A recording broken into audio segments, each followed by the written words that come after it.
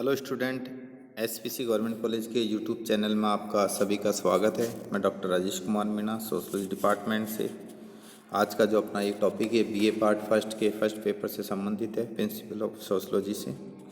Second unit का ये topic है। इससे पहले मैंने आपको भूमिका का अर्थ एवं परिभाषा स्पष्ट की थी। भूमिका क्या है? एक परिस्थिति धारण करने के कारण व्यक्ति जो कार्य करता है, यह उस पद की भूमिका है। पद क्या है? परिस्थिति, स्टेटस, समाजशास्त्री भाषा में। भूमिका जो स्टेटस व्यक्ति को मिला है, उस पद के अकॉर्डिंग समाज उससे अपेक्षा करता है कि वो कार्य करे या अपने कर्तव्यों को निभाए। उसको समाजशास्त्री भाषा में भूमिका कहते हैं। भूमिका परिस्थिति का गतिशील या व्यवहारिक पहलू है, ये मैंने आपको स्पष्ट कर दिया था।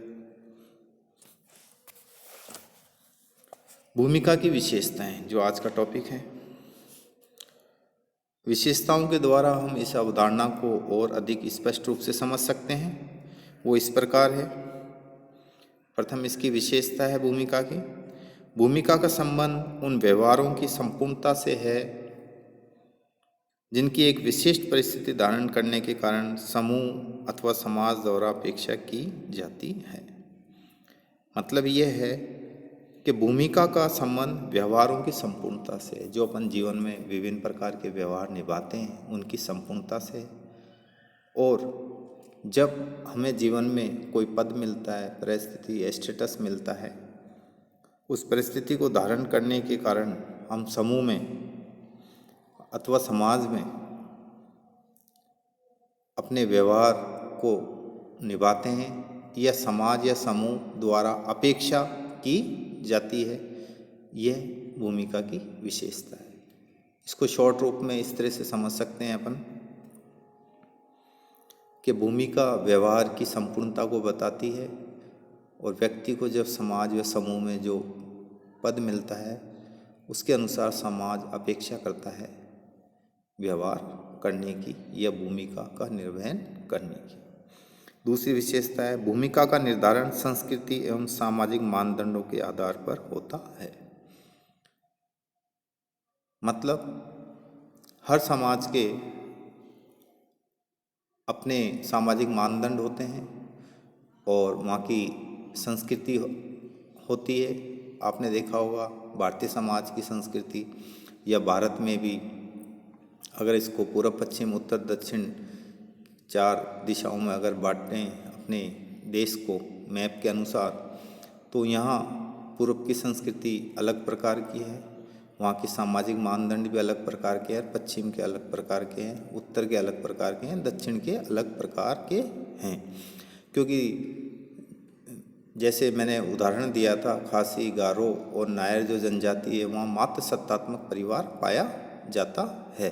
तो वहाँ के जो सामाजिक प्रतिमान हैं वो अलग तरह के हैं, वहाँ की संस्कृति अलग तरह की है। तो वहाँ पद भी पिता को सत्ता ना मिलकर माता को मिलती है, तो उसके अनुसार व्यवहार की अपेक्षा की जाती है। तो भूमिका का निर्धारण संस्कृति एवं सामाजिक मानदंडों के आधार पर होता है। थर्ड इसकी जो विशेषता है, समाज में कोई भी भूमिका अकेली या एक पक्षीय नहीं होती, वरन वह सदैव दूसरी परिस्थितियों या भूमिकाओं के संदर्भ में निभाई जाती है।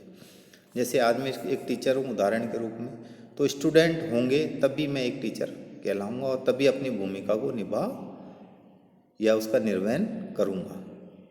तो भूमिका अकेली भूमिका से या एक पक्षीय नहीं होती है, इसके साथ में कोई ना कोई परिस्थिति या भूमिकाएं दूसरी भी जुड़ी रहती है, तभी हम उस भूमिका का निर्वहन कर सकते हैं।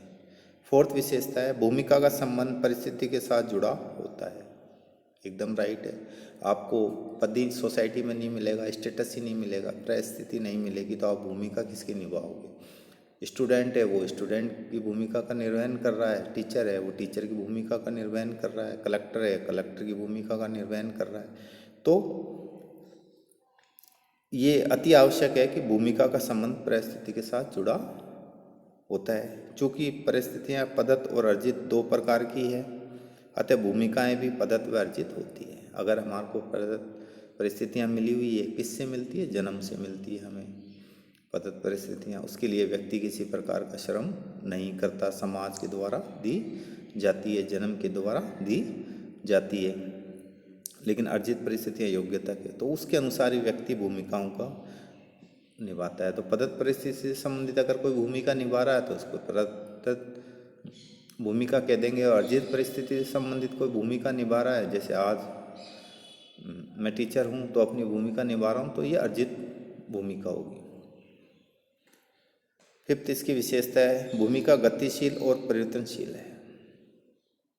एक ही भूमिका विभिन्न लोगों द्वारा भिन्न भिन्न प्रकार से निभाई जाती है, इसलिए भूमिका गतिशील भी है, परिवर्तनशील भी है।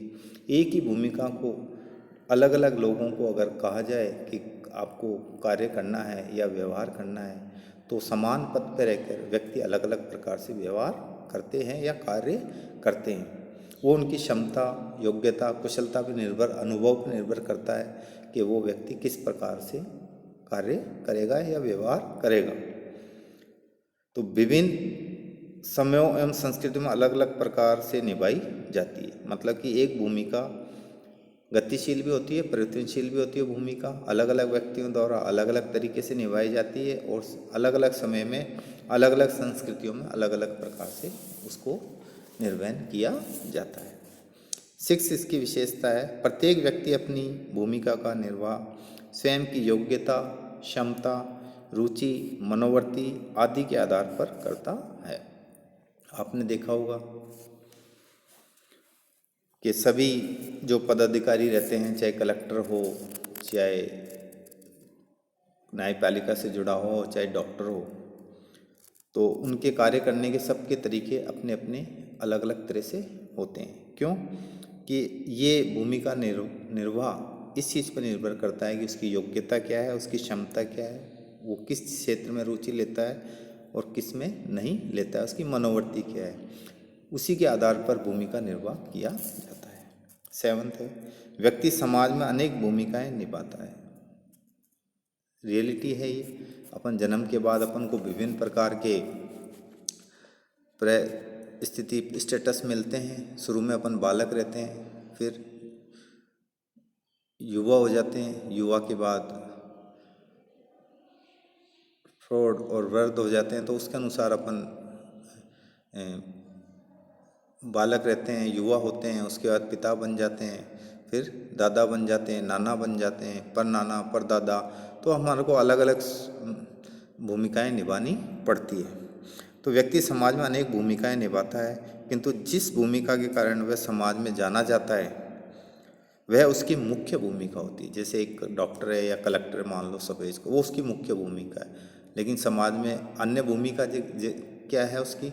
अगर परिस्थिति क्या है, जैसे परिवार में चले गया तो पिता है, किसी का बेटा भी है, किसी का चाचा भी है, ताऊ भी है, तो ये उसके अकॉर्डिंग वो भूमिका निभाएगा। तो व्यक्ति को जिस परिस्थिति के कारण जाना जाता है, जो वो उसकी मुख्य, उसके अनुसार ही वह अपनी मुख्य भूमिका निभाता है। किंतु जिस भूमिका के कारण वह समाज में जाना जाता है वह उसकी मुख्य भूमिका की रोल कहलाती है। अन्य छोटी मोटी भूमिकाओं को सामान्य भूमिका, जनरल रोल कहते हैं।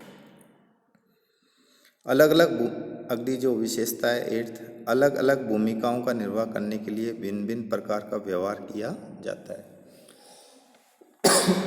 सॉरी, अलग अलग प्रकार की भूमिकाओं निर्वहन करने के लिए भिन्न भिन्न प्रकार का व्यवहार किया जाता है। सभी भूमिकाओं का निर्वाह एक ही प्रकार के व्यवहार द्वारा नहीं किया जाता। कहने का तात्पर्य यह है कि एक ही व्यक्ति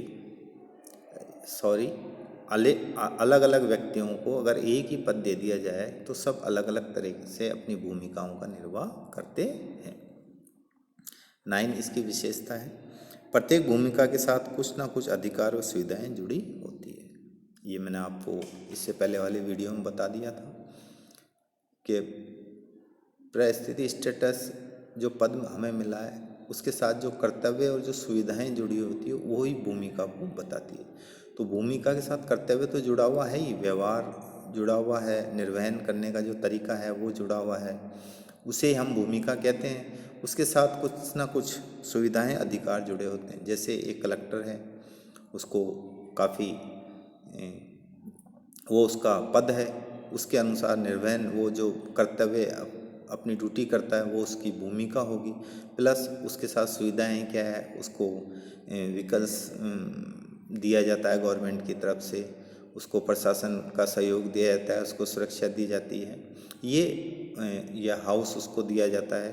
तो ये सुविधाएं होगी उस पद के साथ, ये सुविधाएं होगी। तो प्रत्येक भूमिका के साथ कुछ अधिकार और सुविधाएं जुड़ी हुई होती हैं।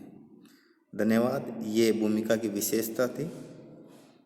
अगला वीडियो जो परिस्थिति और भूमिका से संबंधित अवधारणाएं हैं उनसे संबंधित होगा।